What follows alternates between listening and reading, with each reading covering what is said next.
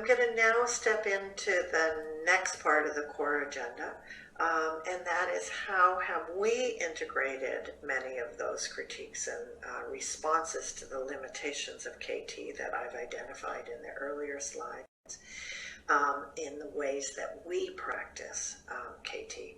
And I will just say for this cartoon here, we are seeking impact. We're seeking impact throughout a broad field, and we're seeking impact with populations as a whole. So certainly broader than that poor injured individual over on the left of under the judge. NCCDH probably most centrally recognizes and works with complexity. We situate our work as a challenge of complexity, and we work within complexity, and we use complexity theory and knowledge in the way that we practice knowledge translation. And that happens partly because public health as a field is complex. It varies immensely across jurisdictions, and by that I mean federal, including Indigenous and Canadian Forces health systems, provincially and territorially, regionally and locally. Public health is made up of many disciplines and programs, some credentialed, some not credentialed, and those vary by jurisdiction. The causative factors of most public health falls outside of public health, so public health learns to work with influence, not just authority, and public health is working with numerous settings, multiple communities, varied populations, all of which bring divergent assets and deficits when we're thinking about health. And we're trying to make change at different levels, the individual professional change, the organizational, collaborative, network professional level, within organizations, within systems and societally. And complexity also plays into our work, going back to earlier slides, in terms of varied epistemology, ways of knowing, and knowledges that are very broad.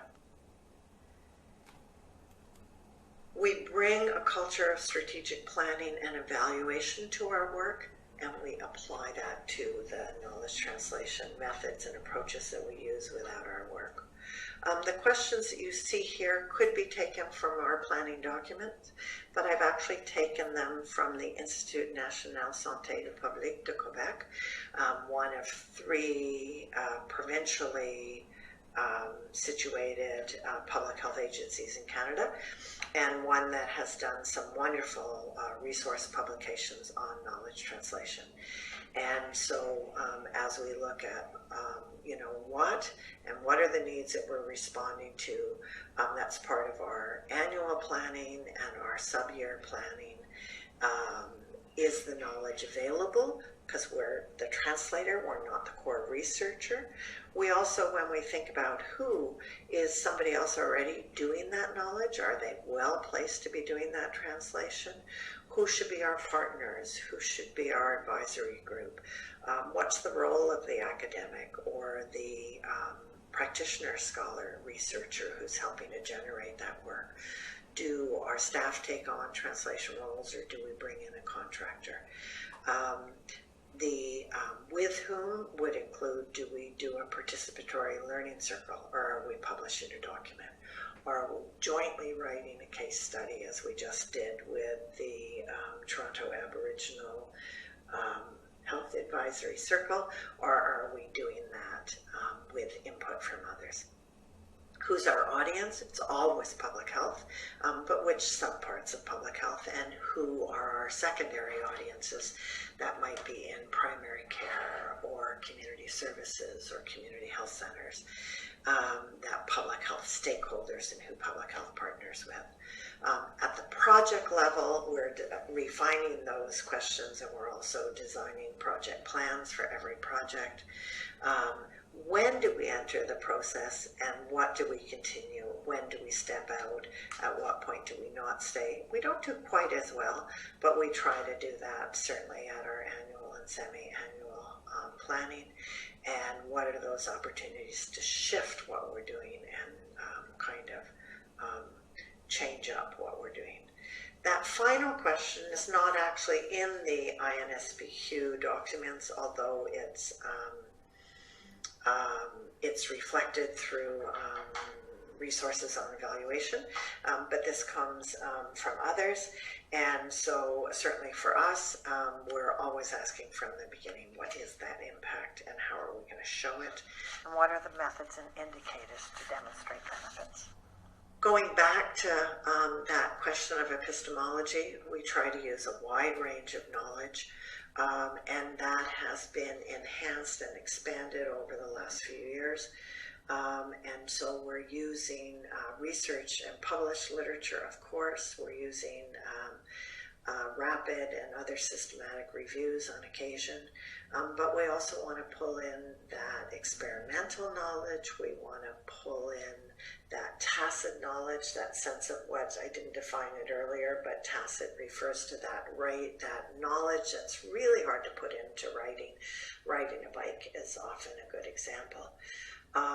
We're striving to counteract and Western and white bias. So how do we find literature from other parts of the world? How do we find translated into English or French?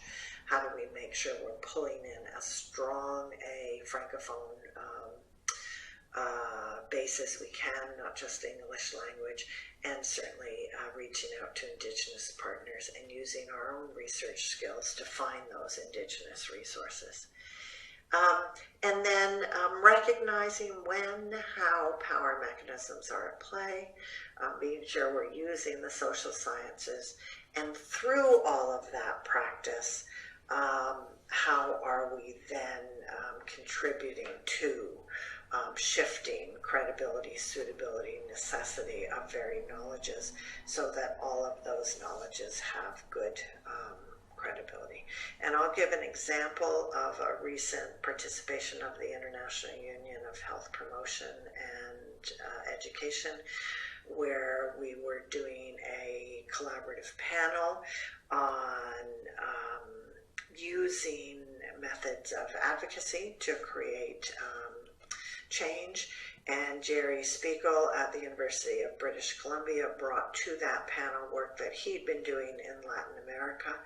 And it really helped our center, not just in that panel, but going forward, to think about the difference of thinking about just determinants of health, which we tend to define as a series of nouns, housing, education, income, to the question of social determination of health, the action and the verbs, so that we're shifting our thinking to be considering social drivers. And then the thinking becomes very tightly aligned to the Sustainable Development Goals of the World Health Organization. We've really tried to embrace a knowledge broker role, and we've used knowledge brokering initially at one point as a defined specific staff role, but it's now a function that all of our team takes on in different ways.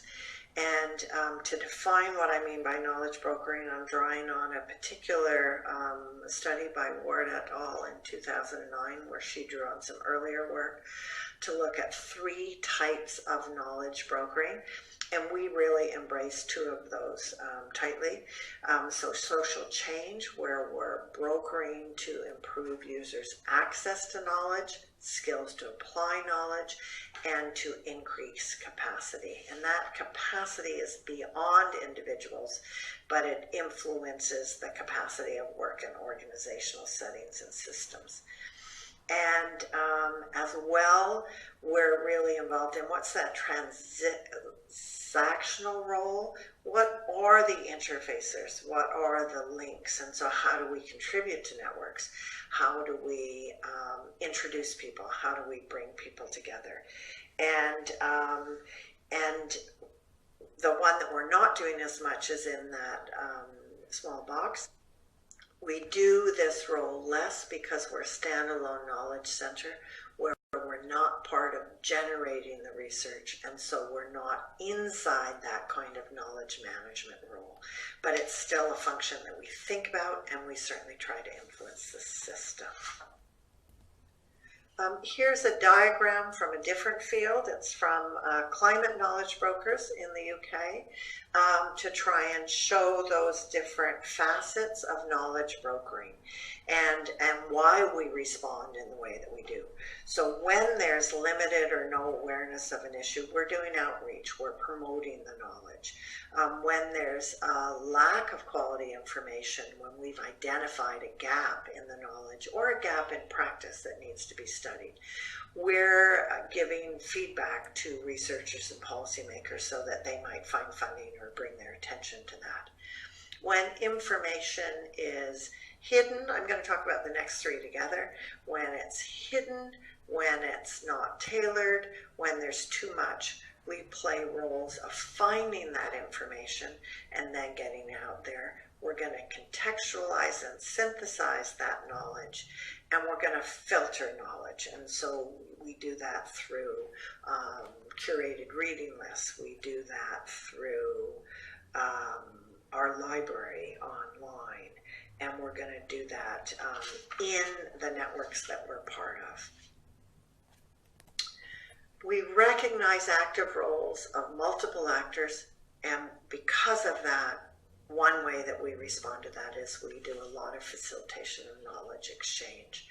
And exchange has been defined as the non-linear, multi-stakeholder and interactive dialogue that affords more equal status across a range of expertise, knowledge types, and sources.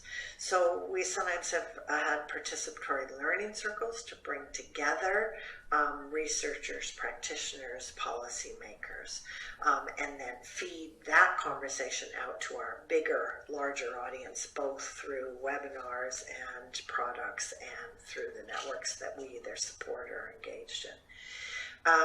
And so we have advisory groups for many of our projects that might involve both academics and practitioners. We do a lot of knowledge brokering to say, you're working in a field and so is she. How are you going to exchange your knowledge to cross-influence each other?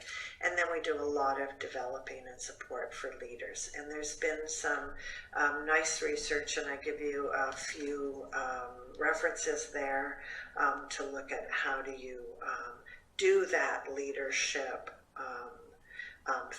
bringing people into knowledge as part of developing leadership. We try to promote and model promising actions and interventions. And I name it that way because we tend to not drive the language of best practice. Because so much of public health work, the non-clinical portions in particular, are so context specific, what might seem near perfect best practice in a particular context at a particular time for a particular community with particular partners will not hold on the next round. And so we talk about what we call translocal, that instead of replicating a program that has strong evidence under it, we're going to help take that knowledge about the work, the method, the application, and we're going to help share it across localities so that the development can be adjusted, the social geography and the social circumstances can be considered. So you're not exactly duplicating, but you're adapting and learning from each other. And so we tend to talk about promising better and good practice. And part of what we're interested in is helping networks develop skills of context savviness and skills of knowledge assessment and skills of application.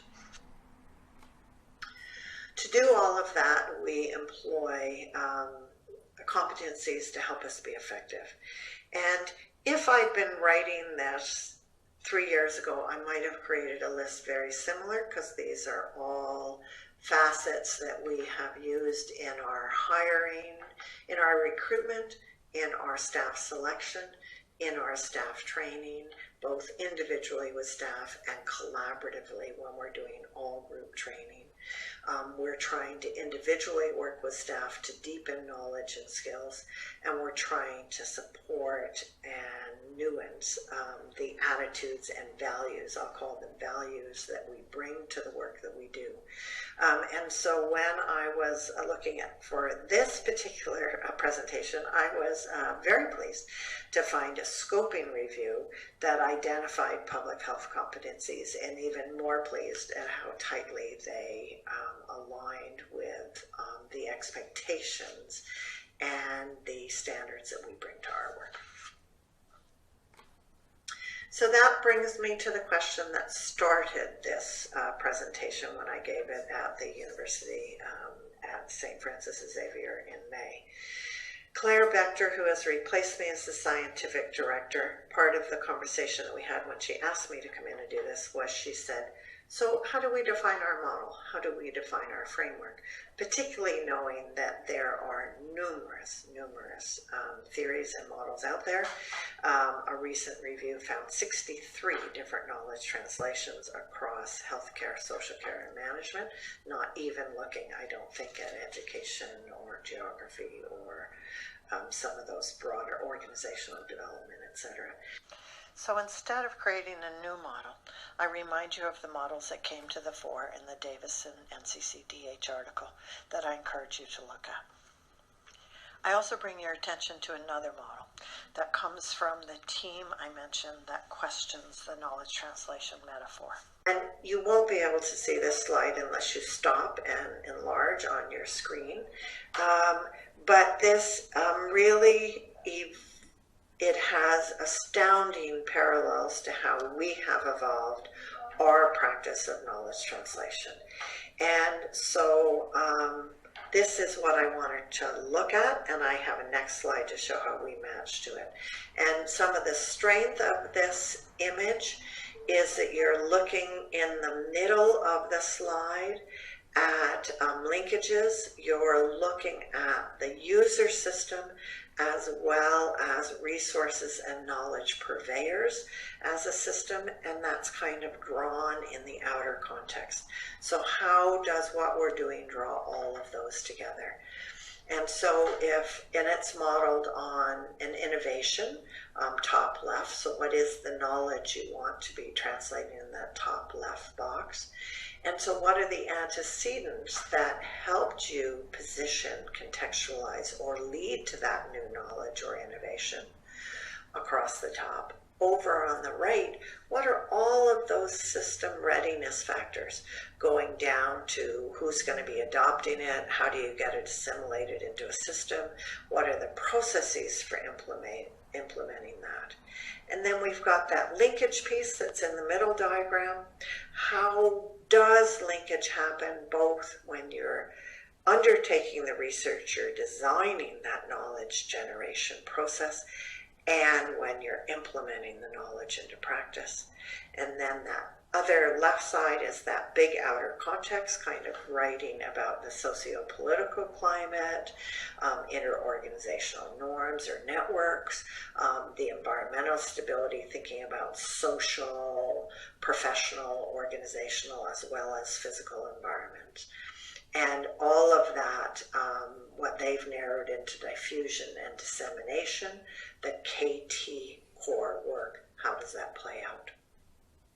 So if I take us to my last content slide, I did a very quick imaging of some of the things that the NCC for Determinants of Health does that demonstrate the model that Greenhaw et al.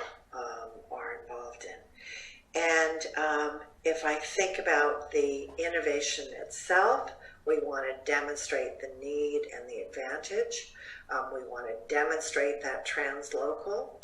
We want to use a range of knowledges, but we also want to demonstrate what I call doability. And that's something we spent a lot of time and effort on, starting around the time that I arrived, to help public health understand that this is not just important work, but it is doable within their mandates, and that there are multiple ways of doing this to have impact. At the bottom left, or the communications piece, we're really looking at, again, that broader network piece, not just how do we have a consistent language and tone and voice that demonstrates our credibility but is easy to use for users.